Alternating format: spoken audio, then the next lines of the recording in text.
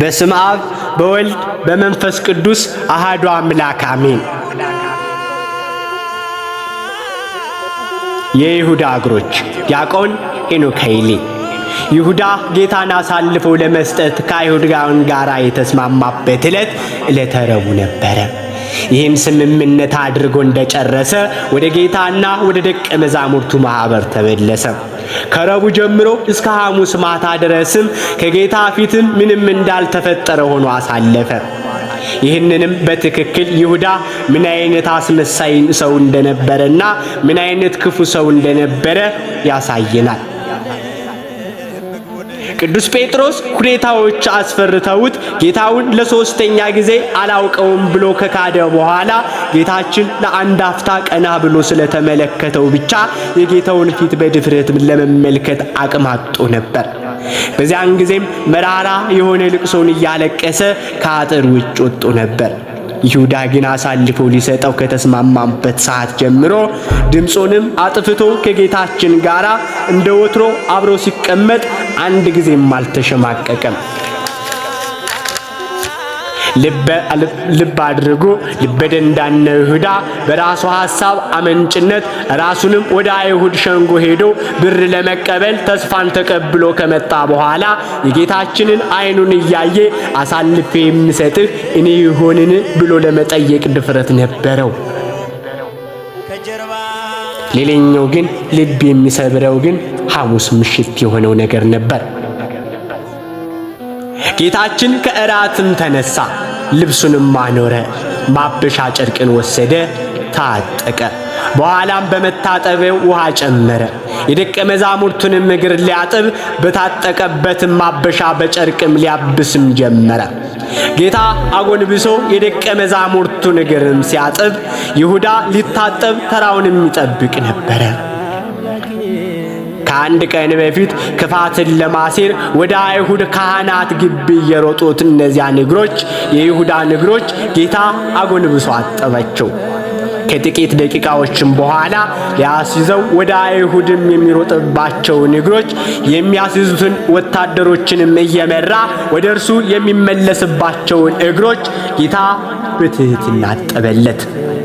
ምንም እንኳ በነገው ዕለትም እግሮቹ እንደሚቸነከሩ አሳልፎም የሰጠው መሆኑን የሚሰጠው እሱንም ቢያውቅም ሰውን ወዳጅ ክርስቶስ ግን የአስቆሮጦስ ይሁዳን ለመጨረሻ ጊዜ እግሩን አጥቦ ተሰናበተው። እንደ ነቢዩ ዳዊት አቤቱ ምሕረትህን እንዴት አበዛ ከማለት በቀር በምን እንዴት ልንናገር እንችላለን? ጠላቶቻችሁን ውደዱ ያለን ጌታ አሳልፎ የሚሰጠውን የይሁዳንም እግር ሲያጥብ ከማየትስ በላይስ በቂ መቀል ለኛ ለሚሆነው ለኛ ለሚቆስለው ልባችን ምን መድኃኒት ይኖረን ይሆን? ይሁዳ ሆይ እስኪ አንድ ጊዜ ንገረን። ጌታ አጎንብሶ እግርህንም ሲያጥብህ እንዴት አስቻለህ? እግሮቹ በሚቆሙበት ስፍራ የሚሰገድለት አምላክ እግርህንም ሲያጥብህ እንዴት አስቻለህ? እንዴት ትንሽ እንኳ አልተሸማቀክም? አንተ እግሩንም ልታጥበው እንኳን የማይገባህ ፈጣሪ እግርህንም ሲያጥብህ እያየህ እንዴት ልብህ ደነደነ? ይሁዳ እባክህ ንገረኝ። መጥምቀ ዮሐንስ የጫማውን ጠፍር ልፈታ የማይገባኝም ያለውን ጌታ አጎንብሶ ሲያጥብህ እንዴት ልብህ በጸጸት አልተሰበረም? ሮብ አሳልፈ ልሰጠው ተስማምተ መጠህ ሐሙስ አጎንብሶ ሲያጥብህ እንዴት አይሸመቅቅህም? ውስጥህን እንዴትስ አይጨንቅህም? ከአይሁድ ጋር የተስማማኸውን ነገር እረ ይቅርብኝ ለማለት ጌታንም ከእግርህ በታች ዝቅ ብሎ ካጠበህ ሰዓትም የተሻለ ማሰቢያ ጊዜ የትስ ይገኛል? በፍቅሩ ውስጥ ክፋትህን፣ በትሕትናው ውስጥ ትዕቢትህን እንዴት አልታየህም? እንዴትስ እግሮችህንም ሰጠህ፣ ያለ ሐሳብም ታጠብ። ጴጥሮስ እንኳን ጌታ ሆይ አንተ እንዴት የኔን እግርም ልታጥብ ባለ ብሎ ተቆጭቶ ነበር፣ ተጨንቆም ነበር። የእኔን እግር ለዘላለም አታጥብም ብሎ ተከላክሎም ነበር። ልበደንዳናው ይሁዳ ግን ዝም ብሎ እግሮቹን ሰጠ። የጌታውንም እግርም ቁልቁል እየተመለከተ የከዳው ጌታም እግሩን እግሩን ቁልቁል እየተመለከተ ለአፍታ እንኳ ልቡ አልተመለሰለትም ነበር ጌታ እግሩን እያጠበለት። ሐዋርያት ጌታ ባጠባቸው እግራቸውም ለጊዜው ፈርተው ቢሮጡም በኋላ ግን በጸጸት ተመለሱበት። በአምላካቸው እጅ በታጠበ እግራቸው እነዚያን ያለመሰልቸት፣ ያለመድከም፣ ያለመጥፋት ዓለምን ዞረው ወንጌልን አስተምረው እስከ ሞትም ድረስ ታመኑበት በእግራቸው። እነሱም ታምነው ወደ እርሱ ሄዱ። በእግራቸውም እንደ ስማቸው ሐዋርያት ተጓዦች ሆኑበት።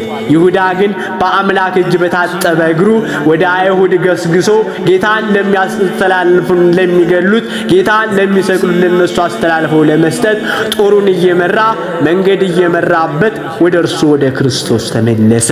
አቤቱ የማትደፈር አንተን ደፋሩ ይሁዳ ደፈረ። አቤቱ በቸርነት ማረን ይቅርም በለን። አቤቱ አንተ የማትደፈር አንተን ደፋሩ ይሁዳ ደፈረህ። አቤቱ አንተ ሰማይና ምድርን በቸርነት የፈጠርህ ዓለም ሳይፈጠር አስቀድሞ የነበር አንተን አቤቱ ምንም እንደማልናውቅ አቤቱ ስንት ነገርን በድለን ደፍረን ይሆን። አቤቱ ፍጥረትህን ማትዘነጋ ቸልም ማትል ቸር መድኃኒት ኢየሱስ ክርስቶስ ሆይ ምሕረትህን ላክልን፣ በይቅርታ ብዛት ይቅር በለን። አቤቱ ቸርነትህን ስጠን እንጂ ቸልም አትበለን። አሜን። ምስጋና ይሁን ለአብ፣ ምስጋና ይሁን ለወልድ፣ ምስጋና ይሁን ለመንፈስ ቅዱስ ዛሬም ዘወትርም ለዘላለሙም አሜን።